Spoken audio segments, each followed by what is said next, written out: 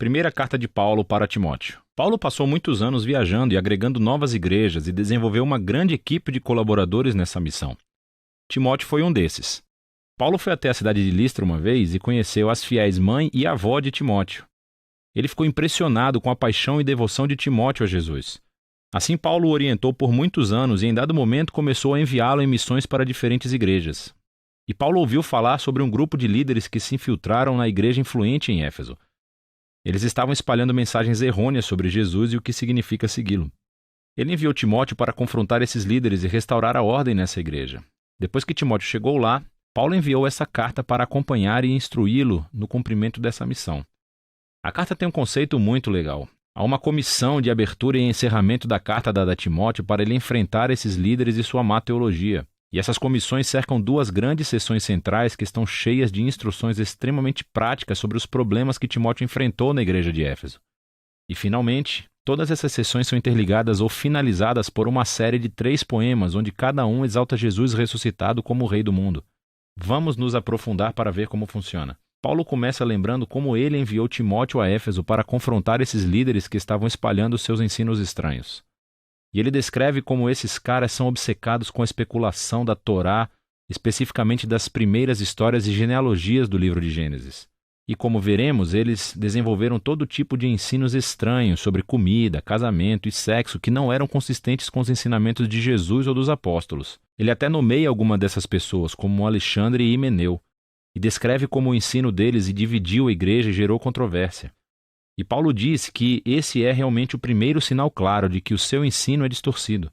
Quando o ensino cristão genuíno é seguido, é fiel ao caminho de Jesus e resulta em amor e fé genuína.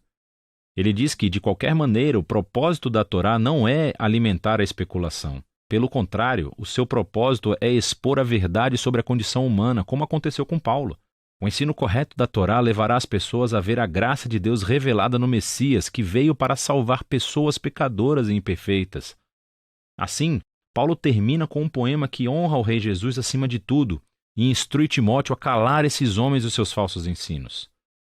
Então, ele aborda problemas muito específicos nessa igreja que foram causados pelos falsos mestres. Primeiro de tudo, ele instrui Timóteo a realizar reuniões regulares de oração na igreja para orar pelos líderes governantes de Roma e pela paz, porque a paz na terra cria um cenário ideal para os seguidores de Jesus continuarem espalhando a sua mensagem sobre o Deus da paz, que quer que todas as pessoas sejam salvas. O Deus que enviou Jesus como o único mediador para dar a sua vida pelo resgate de todas as pessoas.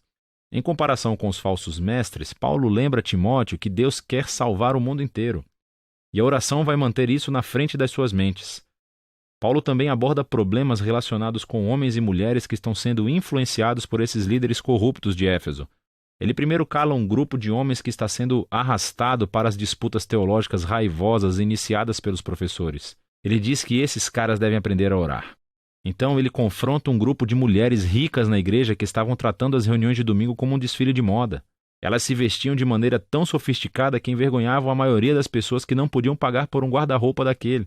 E não apenas isso, mas algumas dessas mulheres também estavam usurpando posições de liderança na igreja. E estavam ensinando aos outros a má teologia dos professores corruptos. Então Paulo cala essas mulheres. Ele diz que elas não devem ensinar ou liderar na igreja. Então ele prossegue para explorar a história de Adão e Eva e a serpente de Gênesis capítulo 3. Agora, essa é uma daquelas partes da carta de Paulo onde, como Pedro disse, é meio difícil de entender o que ele quer dizer. Existem muitas opiniões diferentes sobre o que Paulo quis dizer aqui. Alguns acham que Paulo está proibindo as mulheres de ensinar ou liderar homens em qualquer igreja, e que seus comentários sobre Adão e Eva se referem a como Deus ordenou que somente os homens sejam líderes na igreja. Há outros que pensam que Paulo está proibindo as mulheres de terem autoridade de liderança sobre os homens de uma igreja. Mas que, uma vez educadas, as mulheres devem e podem ensinar como líderes em uma igreja sob a liderança masculina. E há ainda outros que pensam que Paulo está proibindo as mulheres somente em Éfeso, e que os seus comentários sobre Adão e Eva são uma comparação de como essas mulheres foram enganadas pelos falsos professores. Qualquer que seja a sua opinião, para Paulo, está claro que essas mulheres efésias precisam estar sob a liderança de Timóteo e obter uma educação teológica adequada. E o objetivo é ajudá-las a crescer para que um dia possam se tornar as ministras de destaque que Paulo menciona em outras cartas, como Febe, Júnias ou Priscila. Paulo continua abordando essa crise na liderança. E ele chama Timóteo para nomear uma equipe pequena e saudável de maridos e pais que irão agir como anciãos ou administradores para a igreja. Esses devem ser homens de caráter e integridade excepcionais e trabalharão ao lado de uma equipe de diáconos. É uma palavra grega que significa servo. Esses são homens e mulheres que realmente lideram os ministérios da igreja e devem ter o mesmo tipo de caráter que os anciãos. Juntos, essas pessoas devem ser conhecidas pelos relacionamentos saudáveis que têm com suas famílias, porque isso demonstrará a sua capacidade de liderar na igreja, que é a família de Deus. E a maneira que eles vivem em comunidade deve ser consistente com a história de Jesus. O que é explorado no poema de encerramento sobre a sua encarnação, a sua morte, a sua ressurreição, a sua exaltação como rei e, em seguida, a propagação de sua nova família em todo o mundo. O segundo grupo de instruções de Paulo para Timóteo é novamente muito específico para os problemas causados por esses maus líderes. Primeiro, ele corrige a sua teologia ruim. Eles têm dito às pessoas para pararem de comer certos tipos de alimento, muito provavelmente carne, e pararem de se casar, o que Paulo acha ridículo. Então ele vai a Gênesis 1 e lembra a Timóteo que toda a criação de Deus é muito boa, incluindo a comida e o casamento.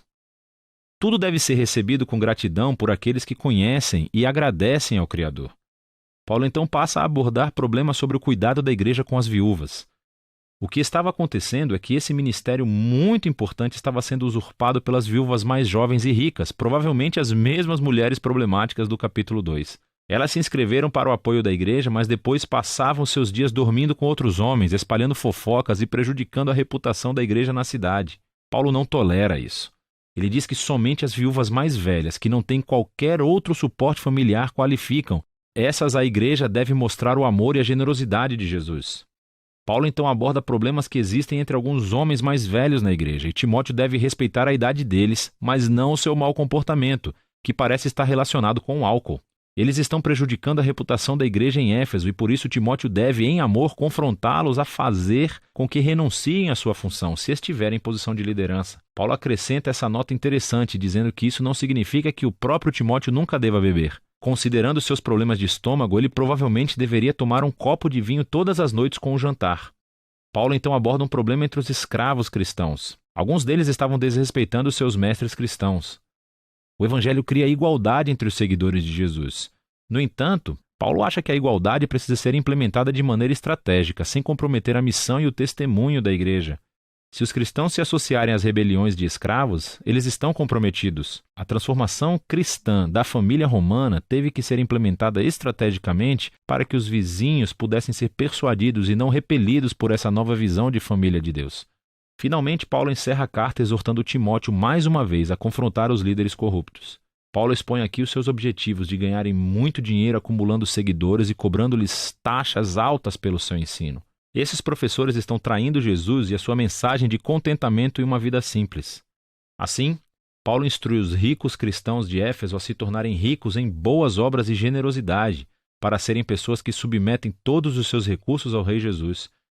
E é ele quem inspira o poema final sobre como ele é verdadeiro rei acima de todos os outros reis. 1 Timóteo é uma carta muito importante. Ela nos ajuda a ter uma visão holística da natureza e missão da igreja.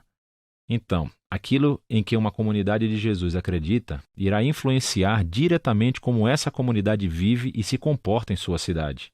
Assim, a sua teologia, as crenças, devem ser constantemente criticadas e formadas pela Escritura e pelas boas novas de Jesus. E a maneira como a igreja é vista pelo público é algo também muito importante para Paulo. Todos os cristãos devem ser conhecidos como pessoas cheias de integridade, conhecidas por boas obras, conhecidas por servir os pobres e os mais vulneráveis, e tudo isso por devoção ao Rei Jesus que foi ressuscitado. É disso que se trata 1 Timóteo.